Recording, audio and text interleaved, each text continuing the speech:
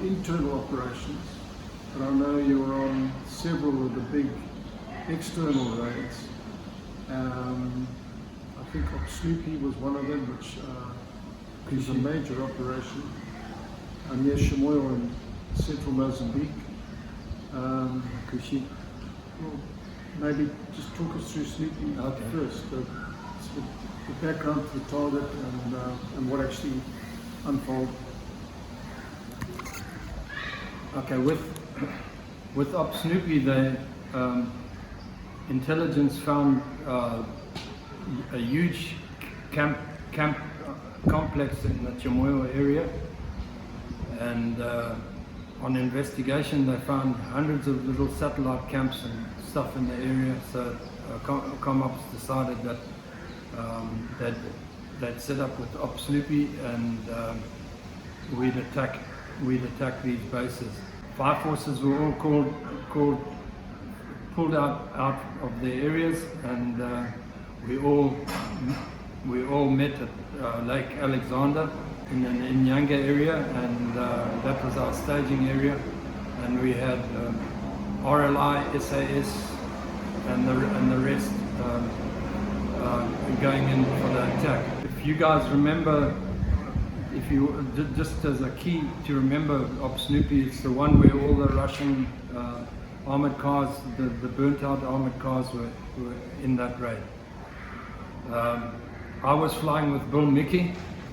I remember there were, I'd say, in the region of 20 helicopters on the op.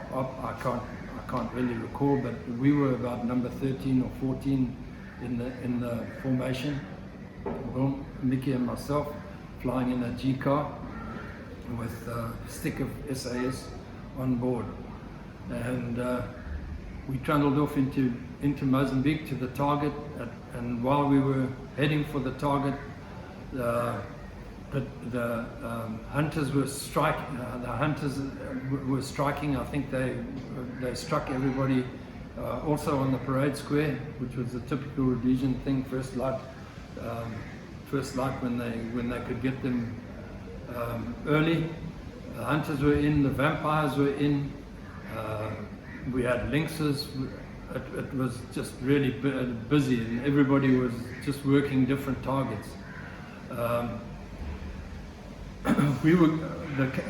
K car in front of us was with I can't remember who was with the pilot, with Nigel Henson, but they had huge problems with their radio. So near the Chimoio camp area, the K car landed in the bush, which they didn't realize was right in the middle of a terrorist camp, one of the big satellite camps. Actually, I think it was the main target area that, and the guys were actually attacking one of the satellite camps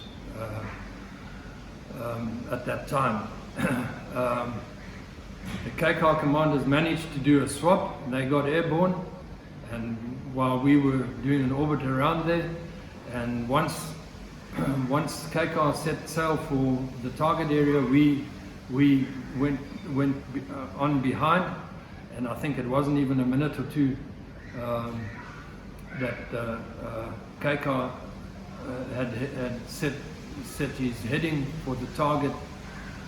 We were flying over, Bill and I were flying over a little river area, and I looked down on the ground, and I promise you, I've never seen so many terrorists in my life, in all shapes and forms. They were bomb-shelling into the riverline, which was where the thick bush was, and they were running out of their camp, and the air was just wild with tracer and anti-aircraft fire. It was incredible.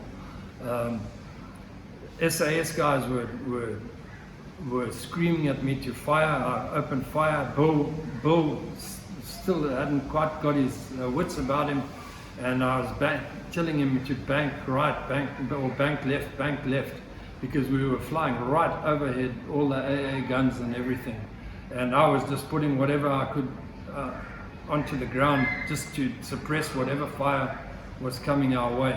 And all I could feel under the helicopter was just thump, thump, thump, thump as the rounds were impacting our helicopter. And the noise was just incredible inside the helicopter. And when I got my wits about me, I saw that just about every SAS guy was just firing just out of the helicopter. We're just trying to put down whatever was coming up at us.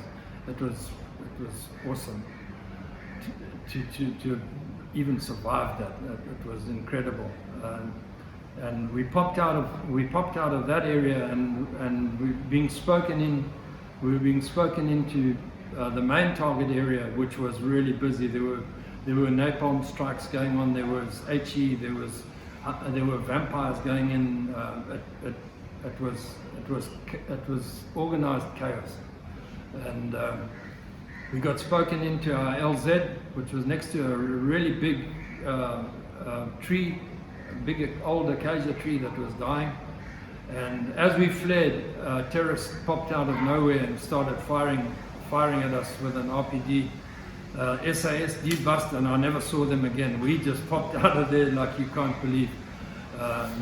Bill pulled everything that the helicopter had in it, and then once we got our wits about us, we tried to get out of the way of all these striking aircraft, and just there was smoke and fire everywhere, and also obviously lots of green and red tracer coming up, and lots of green and red tracer on the ground. There was a serious war going on there, and one of the KCARs called us and told us to go in some heading to pick up a Kazovac, and Bill looked at his fuel gauge, and we were out of fuel. The red light was on, and we were out of fuel. And Bill told KCAR that we were out of fuel, and I'm not sure who the KCAR commander was, but he was really angry. He said, "Well, didn't you guys put fuel in?" Anyway, there's no time to argue, and we were also, the controls of the helicopter didn't feel that great, and right in the middle of this battle zone there was a little high area, like a small copy. We landed on top of that. I jumped out with the rotors running, and I opened the panels on the side of the aircraft, and I got the biggest fright of my life. All the around had gone through the mixing unit of the helicopter. The mixing unit controls the pitch of the main rotor blades, and the collective lever control tube had just been about completely shot. It's a 1.5 inch diameter, and there was only about 3/8 of an inch piece of material left holding the control rod together, and there was no time. We saw what was wrong, and we saw that the fuel tank had been hauled. That's where the fuel had disappeared to, and we had to get out of there because we were getting shot. They were firing everything they could at us because we were sitting out quite prominent on this hill. Flew out of there, managed to get into the assembly area at Chimoio, and where the admin area was, and we landed in Buffalo Reed. That must have been, I reckon, 20 feet high, because once the helicopter was down, you couldn't see anything but Buffalo Reed. And I started yelling and shouting, and eventually some of the other techs that were parked near me came and helped me, and we had a look at my controls, and they were not in a good way.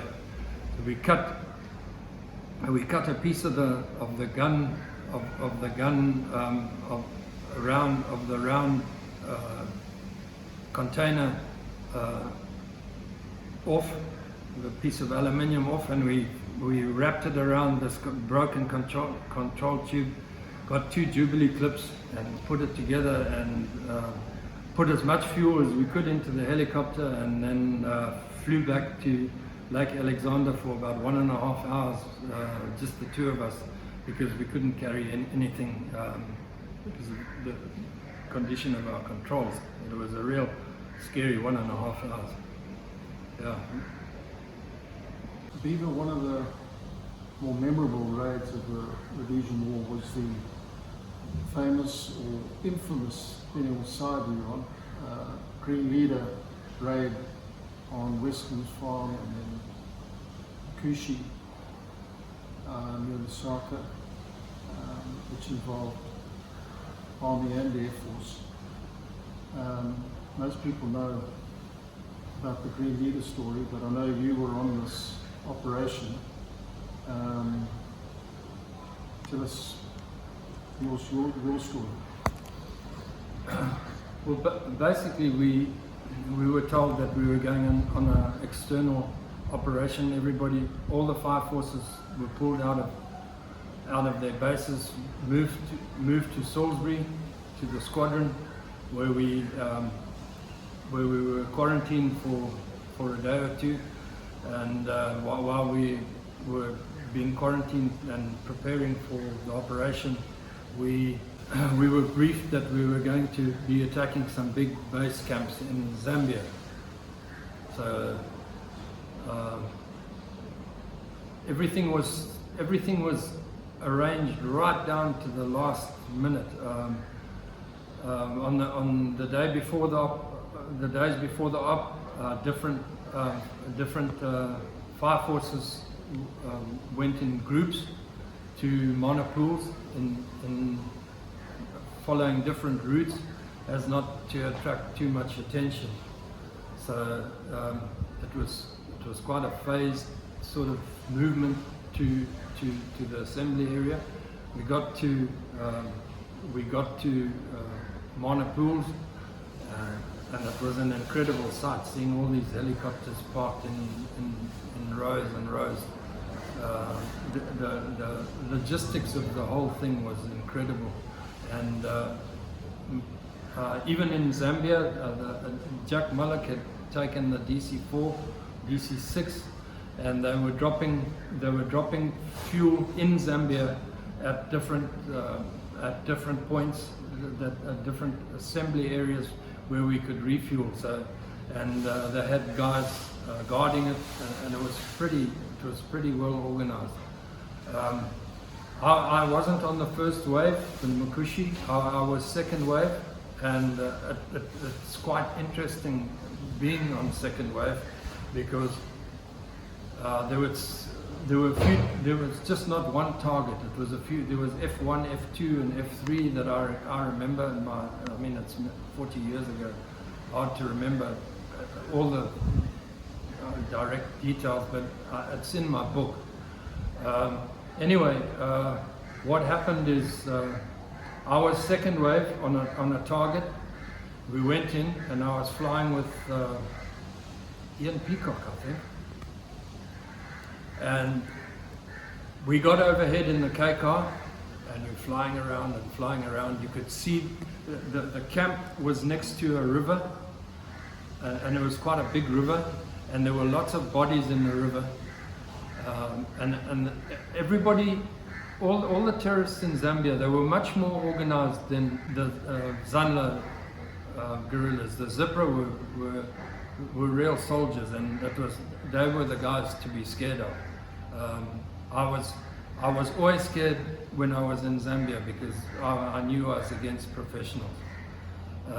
Anyway, we were over this target, and I saw people in khaki, and I made a note of it because it was very dry. I remember the countryside being very, very dry, open savanna, and there were fires around, and lots of zigzag trenches, the Russian type zigzag trenches, and SAS were on the ground. They were sweeping, and we were just giving them top cover. I remember sitting in the K car with a tin of chopped ham, eating some chopped ham, looking at the scene and thinking, this is going to be a lemon. And then something made me look. I saw this long extended fire running along the side of the camp, and it was burning slowly, very slowly, but flames were about a meter high, and just slowly going through the bush. And in front of these flames were hundreds of birds flying, and they were attacking insects that were fleeing from the fire. And this became interesting for me, and I started sitting there looking at this, and suddenly something came, like, I just, you know when you see a puzzle and the puzzle means nothing to you, and then suddenly you see it, you just see it, and you see a picture in the puzzle, one of those trick puzzles, and suddenly, oh, there it is. Well, how come I never saw this before? And I'm looking at the ground, and I'm thinking, if the insects are falling, are going in front of this fire, what about if the gooks have run into the bush here? Wouldn't they also be sort of in front of the fire? And the moment I saw that, I saw movement, and I saw one. I saw a woman with an SKS crawling in front of the fire, just slowly crawling in front of the fire. When I saw her, I must have seen 300 or 400 of her. The bush was thick with them, and it took me a while to take this in, and I could hear the SAS, and the SAS sticks were going from one trench. They were doing trench fighting. They were throwing bunker bombs, and they were clearing trenches and being in little contacts. It wasn't really a big, fierce punch-up. And but when I saw this, I thought, okay, I have to think about what is going to happen now, because the moment I fire, all hell's going to erupt. And I said to Ian Peacock, I said, I put my can of chopped ham down, and I said to him, I'm not eating anymore. So he said, what's up, Pete? I said, I'm going to tell you something now. But when I tell you, I said, I don't want you to react with a helicopter. I said, keep in the orbit that you're in. Do not act in any other way. Just listen to let me talk you into what I've seen, because you are going to be blown away. And I said to him, have a look in front of the fire. And I said, look about 15 meters in front of the fire. And then we had ways of talking. From that tree, go 5, see the rock there, have a look there. And I spoke him onto, and suddenly I felt the helicopter go, and then fire! And yes, you've seen it. And I said, okay, let's get this thing right. I said, this is not a target to do an over. We had different types of attack patterns. You had an overhead attack pattern where you ran a racetrack around the target, or you could do a passing attack. I said, let's do a passing attack, and line yourself up for it. And I said, you can see the trenches there, and these guys, and you know what they're doing. They're heading for those trenches. So we set up, and it was devastation. We went down, did that passing attack, and the ground was red hot with HE from us. I was double tapping, but like that, all the way down this target area. Then of course they came online and started firing at us. The SAS started screaming and shouting on the ground, and suddenly their bunker were not as interesting as these targets. So they changed, and they went to assault these guys on the ground, and we came around again, and then while the SAS were in close proximity to these guys, so it was not really a target for a K-car anymore because of the HE, and they were handling it pretty well. So we went on to look at other targets, and there were little foxholes all around this camp, and I started looking in the foxholes, and lo and behold, every foxhole had a somebody in it. So I said to Ian again, look Ian, have a look at this, and look at these little holes here. Have a look inside those holes. There's somebody in each hole, and you can see their weapons sticking out. And that's all we did all afternoon. We just flying over each little foxhole and just dropping a round of 20 mil into each hole. So yes, it was very interesting. And then we go and refuel. We had a refuel, and of course everybody, the other guys that had been flying for 2 hours over the target, they hadn't seen anything, and we'd had all the so it doesn't always say that if you first in you see all the action. Anyway, it was quite interesting. The second part was quite interesting because while we were refueling, Jack Mullock was flying overhead with his DC-6, and he was dropping fuel, and they made parachutes out of it was same material as those plastic maize sacks, just with paracord on it, and they were dropping these drums out, and some of the parachutes were tearing off the drums, and the drums were coming down amongst us like bombs. And when they hit the ground, the whole top of the drum lid would come off and go through the air like a frisbee. So we were all ducking and diving from Jack bombing us for a while there. That's when I saw the first captures, and that camp was all female. They were all female Zipper, but armed to the teeth. And let me tell you something, you can ask any SAS guy or RLI guy. Some of these women tours were much more deadly than the men. Yeah, and I'll also tell you about the incident that happened to us when we thought that it was all over, and it wasn't. And I'll just go through that with you just now.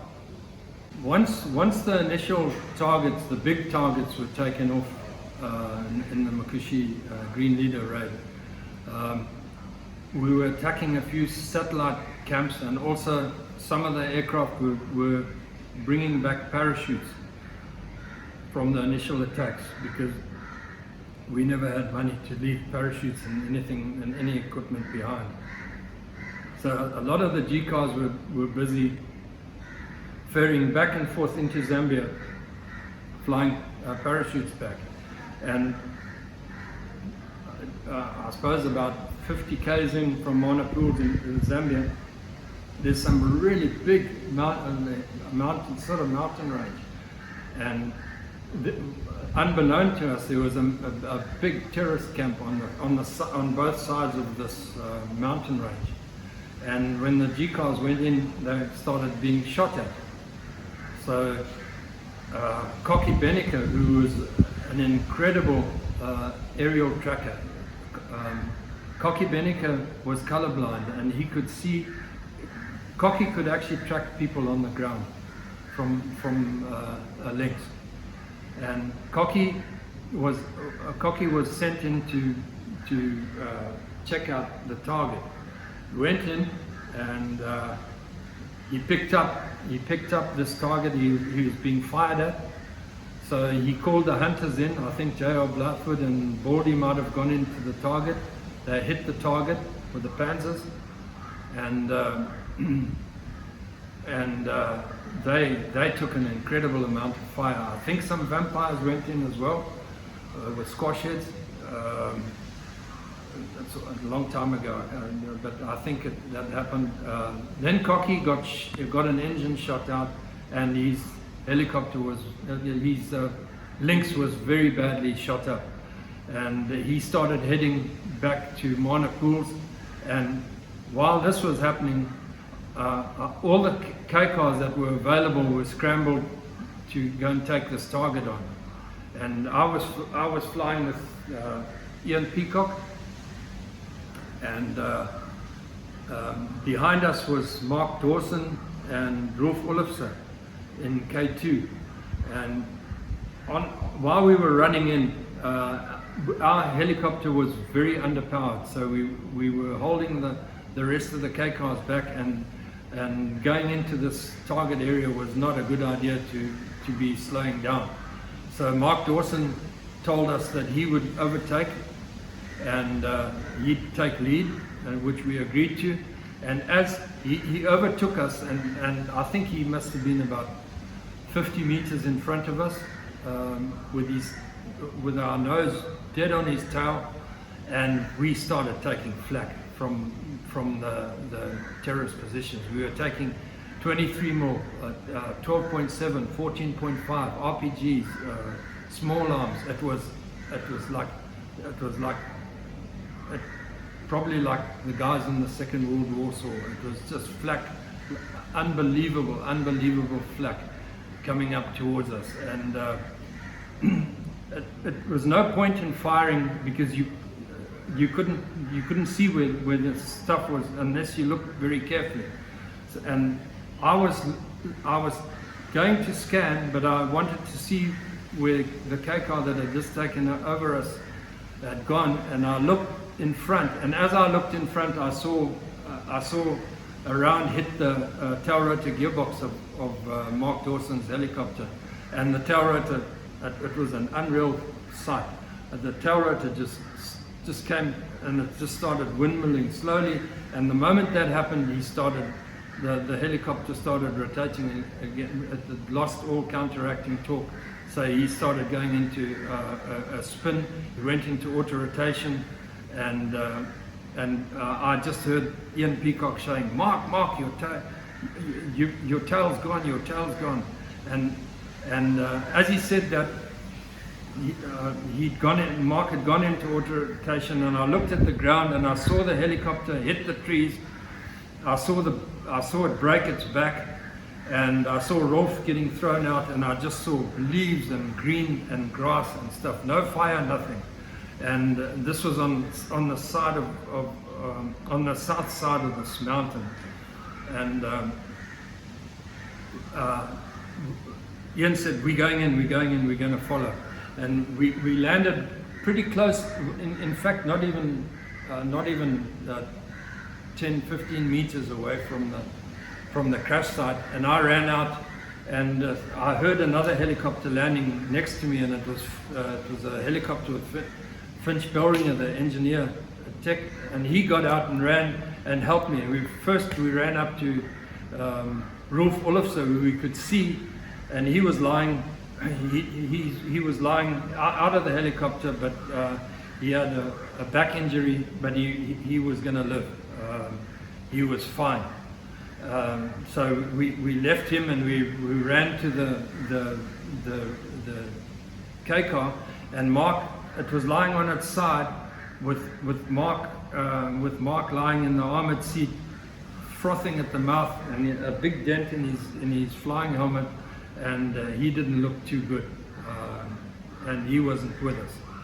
So we pulled Mark out of the seat and virtually dumped him into the K car on the Army Commander's side of the seat. Just threw him there, sort of sprawled across the gun, and grabbed Rolf, put him in the other K car. We managed to put Rolf on the seat. Then Rolf refused to go because he said that he'd lost his. He had a 4.4 Magnum. He wanted his 4.4 Magnum. So Finch ran and found his 4.4 Magnum, picked it up, threw it into the helicopter, and we jumped into the choppers, because now we're taking heavy fire from the mountain sides, both sides, from these terrorist positions. It was incredible. They tried to pull collective and get out of there. It was too hot, too heavy, too hot. We couldn't get out. So Finch and I jumped out, and we said we'd stay.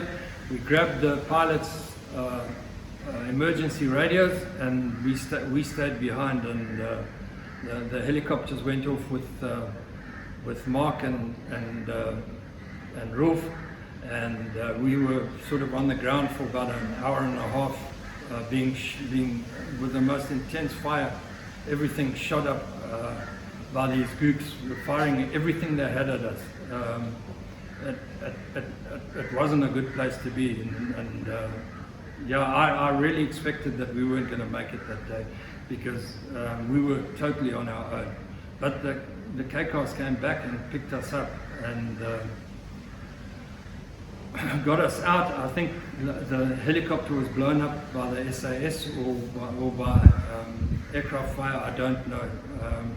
And I've got a photograph, I think in the book, of bits and pieces of the helicopter with a 44-gallon drum with holes in it. And to this day, I don't know where that 44-gallon drum came from, because I never saw it in the crash site. Yeah. Back to Monopools. Back to Monopools. Yeah.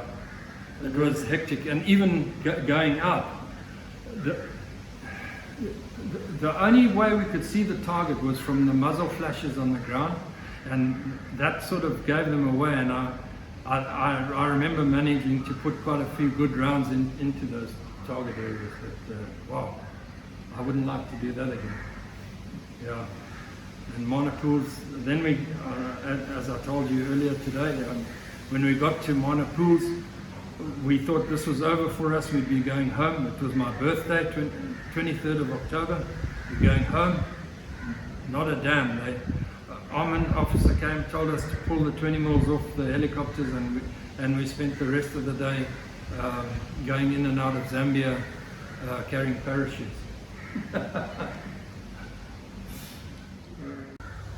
Well, I think anybody listening to Beaver's story would agree, whether you agree with what happened at that time or not. These were remarkable airmen, and their story is one that belongs in the history books, in the history of aviation and flying men of war. But I hope very much that we can find one of the pilots to come forward and tell his story. Unfortunately, many of these guys are reluctant to talk about their experiences, being very self-effacing, modest individuals. But I very much hope to drag one of them out of his hiding place and get him to tell us a bit about the story from the cockpit. But hope you enjoyed this one.